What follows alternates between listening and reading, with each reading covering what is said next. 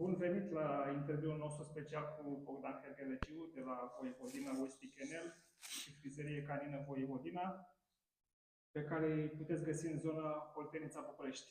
Astăzi avem onoarea să discutăm cu reprezentantul uneia din cele mai renumite canise de Westi din România, recunoscută de Federația Kinologică Internațională încă din 2010. Povestea caninei începe de fapt în 2009 din dorința de a transforma pasiunea pentru West Highland White Terrier, cunoscut afectuos drept Westie, într-un mod de viață dedicat acestei rase minunate. Vom explora împreună cu Bogdan detalii despre eforturile lor în creșterea, educația și promovarea acestor câini adorabili, precum și despre serviciile profesionale de grooming oferite cu dedicație și expertiză. Bogdan, cum ați descoperit pasiunea pentru rasa Westie? Ce v-a determinat să fondați Canisa? Vă salut în primul rând pe toți. Totul a plecat de la dorința soției mele, Crina Hergeleciu, Crina Voivodina Westi, cum o știți. Și-a dorit mult această rasă și așa a început povestea. Am achiziționat câini cu valoare kinologică, import, prima oară, desigur, că în țară n-am prea găsit, nici informații n-am găsit în țară despre Westi. Și așa a început. Am plecat la munte, am luat legătura cu diversi crescători străini, nu din România, am montat, am oprit, am mai dat, ne-am oprit ce am considerat noi că ar fi și ne-a plăcut ca și linie de sânge. Ce semnificație are numele de Voivodina și cum reflectă valorile canisei dumneavoastră acest nume? Voivodina este unul dintre numele care mi-a fost acceptat de Federația Kinologică Internațională, că așa ați obține un nume de canisă. Celelalte două fiind rezervate, ocupate, n-am înțeles de ce, și Voivodina, după cum gândesc eu, mi-am gândit povestea, este varianta românească a soției voievodului, nu? Nu puteam să-i spun de queen. Noi suntem români și am zis Voivodina. Plus că mă leagă foarte mult afectiv acest nume de ținutul românesc, de fapt, Voivodina, care ne-a fost luat și confiscat. În descrierea canisei apare numele Alborada și The Dachshund Devil. Cum ați ales aceste linii? Povestește-ne un pic cum ai ajuns la aceste canise celebre internaționale. Pur și simplu, i-am contactat, am spus că ne plac foarte mult liniile lor de sânge, mi-a plăcut activitatea lor kinologică, toaletajii, tot și mi-am dorit să am monte cu masculii pe care dânsii îi dețin. Cine nu știe, Alborada au făcut istorie în lumea kinologică West Highland, foarte buni crescători, foarte buni, sus de tot, foarte buni groomer, arbitri. Proprietarii de la Alborada sunt și arbitrii kinologici. În fine, cine se învârte în lumea asta îi știe, îi cunoaște. Dachshund Devil olandezii, la fel. Am fost la ei, deci ne știm personal, am fost de multe ori la ei. Și v-am spus, Voivodina pentru mine a trebuit să incorporeze tot ce este mai bun. Și a prins tot ce a fost mai bun la acel moment, după părerea noastră. Și sigur că erau și alte canise, dar mult mai departe și nu neapărat atât de titrate, etc. Iar când gândești o montă, o gândești și în funcție de pedigriul care îl are femela ta. Cauți, te uiți și la femela ta cum este, ca și constituție, ca și conformație și cauți, te uiți la mascul. Dacă umbli în competiții, îl vezi în competiții. De asta e important să te duci în competiții, să vezi câinii în carne și oase, nu în poze. Mai colaborați cu aceste canise? De exemplu, în România, în ultima vreme, au apărut numeroase canise Westie. Este mai degrabă o relație de concurență sau o susținere reciprocă? Este loc pentru toată lumea pe pământul acesta. Asta este o prostie să crezi că... Nu. Pe mine absolut oricine mă sună și, cum să vă spun, după ce o să postez interviu, o să vezi la comentarii.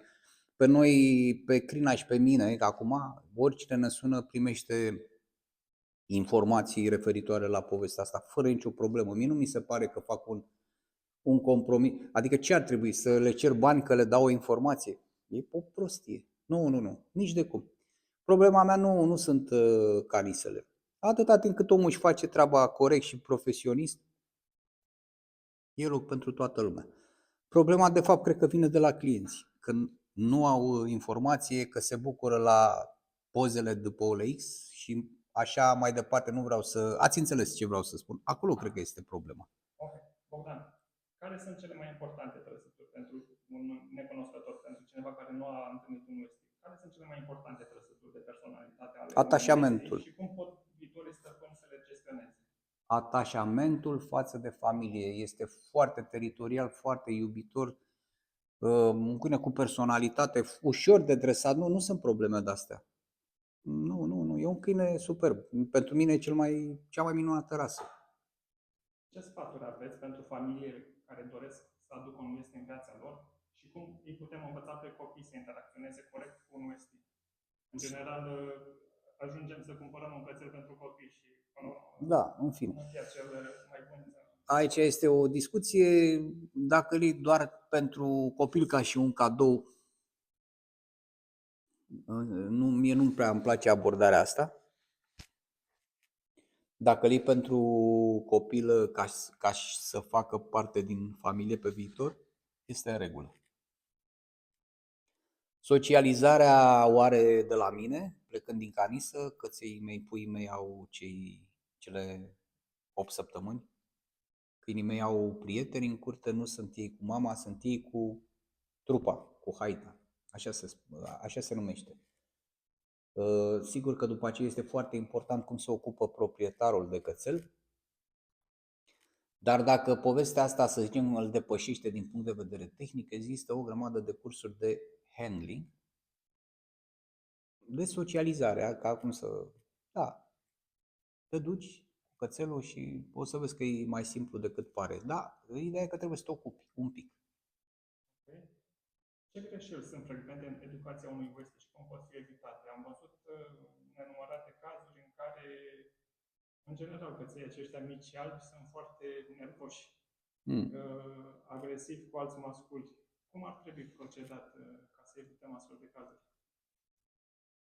Păi, încă o dată, e vorba de cum îl socializezi și, nu știu, ce să răspund la întrebare. Da, într-adevăr, niște masculi când intră în contact au reacția asta, de dominație. Da, chestia asta se rezolvă. Și ai mei, de exemplu, când simt o femeie în călduri, încep să se mârie, sau mai luat, nu tare. Ei, eu nu permit chestia asta. Și tot explicându-le, tot arătându-le că nu așa se face și că nu accept chestia asta, ei au înțeles, pentru că la mine în gașcă eu sunt alfa, nu ei. Eu sunt șeful haitei. Cum le arăți? Verbal? Ridici Nu, voce sau pur și simplu cum te impui în fața? atitudine, energie. Nu violență, Doamne ferește. Nu. Pur și simplu, cum vorbești cu el, tonul, atitudine. Cățelul nu are nevoie de el, imediat te citește. Ok, trecem la un capitol legat de îngrijirea, toaletarea și grooming-ul cățeilor. Spune, te rog, este o diferență între trimare și stripare și de ce este aceasta importantă pentru sănătatea lănii unui UST? Păi, în primul rând, trimming înseamnă a aranja, cuvântul motamo englezesc, asta tradus asta înseamnă, adică poți să-ți aranjezi trimming, barbă, fuste, pornit de câini. Stripping se referă strict la smulsul părului, la acea tehnică, acel procedeu. Da, corect se spune stripping. Nu știu de unde moda asta cu trimming. Știi cum e faza asta? Că, cum ziceam noi, mi-am cumpărat o pereche de Adidas. Nu, ți-ai luat o pereche de pantofi sport. Cam așa. Da, nu contează, până la urmă e chestie de... Eu înțeleg. Când cineva îmi spune că vrea să-l trimeze, m-am prins din prima. Da, cățelul ăsta se smulge. Ăsta este toaletajul corect, toaletaj de la care eu personal nu abdic. Vorbesc de câinii mei. Cam de la ce vârstă începe acest stil de de pe la toaletare? 3 săptămâni. E primul smuls, 4. Unghiuțe, cum? Și continuă toată viața sau? Continuă toată viața dacă vrei să-l ai cu părul aspru și să arate într-un fel. Până la un 7 ani când consider că, bine, tu poți să-l stripezi, dar n-are rost să mai insiști. Deja când devine bătrânel, se smulge părul mai greu, se lasă pielea, n-are rost îl faci cu mașina, dar îl facem tot cu formă, tot frumos. Cum se face în mod normal această operație? Înainte sau după spălare? Întotdeauna înainte după spălare. În momentul când speli un Înainte câine, sau după spălare? Nu. înainte de spălare. Înainte. Înainte după spălare. Da, nu, întotdeauna înainte de spălare. Ok, și se face cu un cuțit Da. special, cu Uitam aici. Da. trebuie să îndeplinească anumite condiții. Da, sigur. Uite, cu chestia asta care se numește, se vede? Uite așa și smulge. Cuțitele astea au diferite mărimi, diferite forme ale dinților, diferite forme ale mânerului, diferite aliaje. În general trebuie să ai multe de astea. În general trebuie să ai multe asemenea modele, pentru că nu neapărat un singur cuțit funcționează bine pe toți câinii. Nu, trebuie un pic să schimbi, plus că mai ai pasajele alea de trecere, finisajele alea unde trebuie să iei mai puțin sau la definiție pentru cap, se smulge mai detaliat așa. Se folosește pe tot corpul, inclusiv la urechi, la... Da, absolut. Ca un pieptene, respectiv, ca și cum ai pieptănat ceva de Nu, smulgi părul. Nu are treabă cu pieptănele, nu se smulge părul, dar trebuie făcut și ăsta. Da, trebuie să faci, să dai de mânuță. Și te prinzi tu în 25 de ani cum e treaba. Care sunt cele mai frecvente greșeli făcute de stăpânire în lume, care ai observat, oameni care vin cu un cățel, ce ai observat greșit în mod frecvent? La ce? La toaletă? La toaletajul cățelor Westie. Păi, în primul rând, și-au cumpărat un super câine, și-au dorit, când îți cumperi un câine, vrei să aibă și temperament și blană, să fie aspră, nu știu ce, după care trec la mașină, automat pun în mașina pe un Westie și în general pe terieri, nu numai Westie, dar Westie e terier. Automat pun în mașina pe un West Highland, părul se moaie, începe să cadă, să devină pufos. Bun, poți să-l faci cu mașina, important e să-l faci. Dar tot așa la vreo 6 săptămâni să te duci la frizer, că dacă îl lași, prinde călți, plus că câinele devine sălbatic, nu e obișnuit cu frizerul, știi, e o chestie, trebuie să te ocupi de el. Cum arată o rutină ideală de grooming pentru Westie? Dă-ne câteva sfaturi practice. Odată la câte săptămâni ar trebui, de exemplu, toaletat? Deci dacă vorbim de smuls părul, dacă vorbim de stripping, pentru un client, nu pentru ai mei, eu pe ai mei fac mai des. Ca să se vadă pe câine, măcar la 4 săptămâni trebuie să vină la smuls. Poate nu neapărat să-i facă și baie, deși baia te ajută la finisaje, dar măcar să-l smulgem. Bun, putem să facem și la 6 săptămâni, dar deja ne întindem, deja nu mai tot aia. El va arăta bine, dar nu va arăta ca ai mei. Cei pe care îi fac la 10 zile, îi smulg.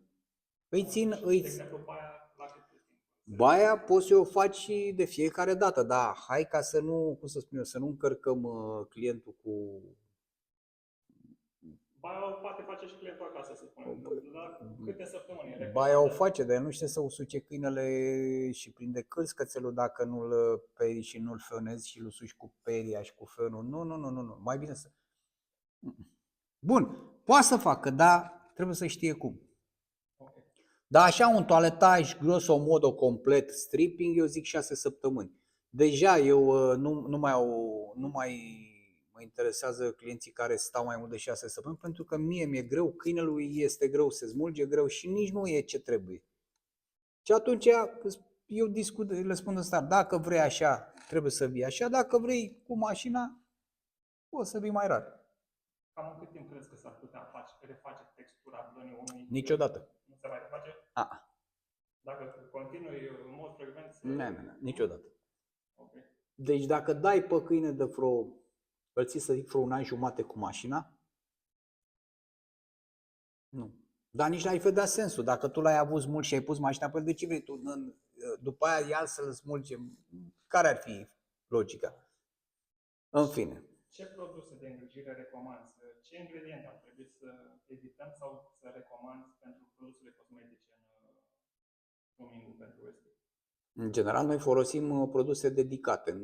Deci nu pun problema că ar fi unele interzise sau n-ar fi.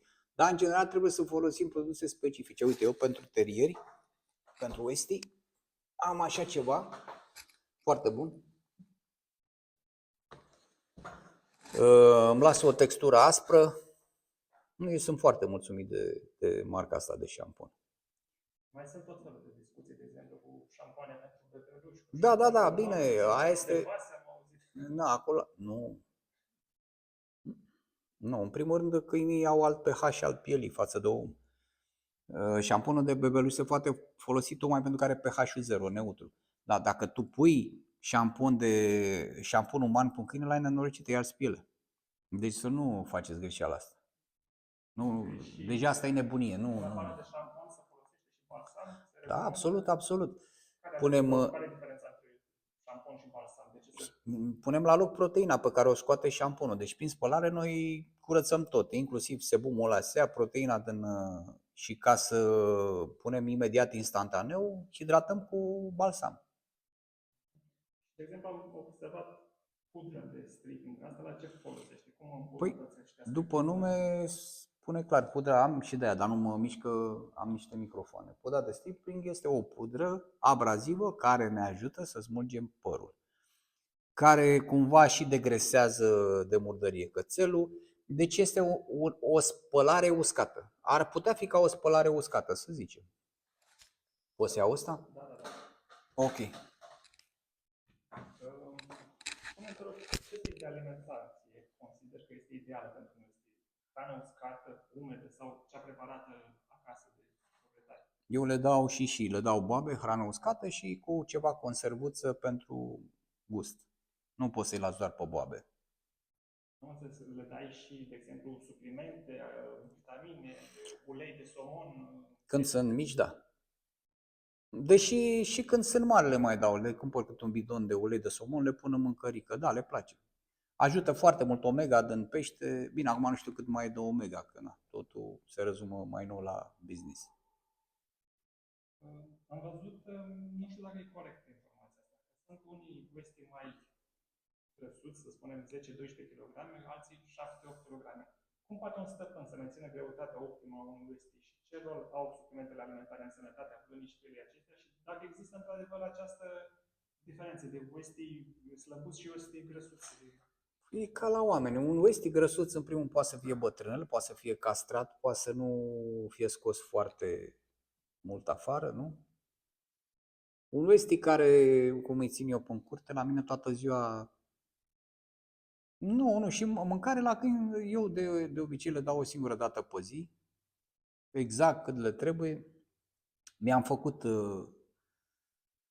măsurile, știu exact cât mănâncă fiecare și e ok. Ce activități fizice recomanzi pentru un Westie? Adică cât de des ar trebui scos afară și cât de mult timp ar trebui petrecut cu el ca să fie ok, echilibrat? Cât de des poate stăpânul. Da, un minim așa de o oră trebuie scos și plimbat dacă stai la bloc, nu știu, zic și eu. Cât de des? El e foarte iubitor de stat în aer liber. Ce planuri pe viitor aveți pentru dezvoltarea canisei Westie și frizeria canină Voivodina? Da.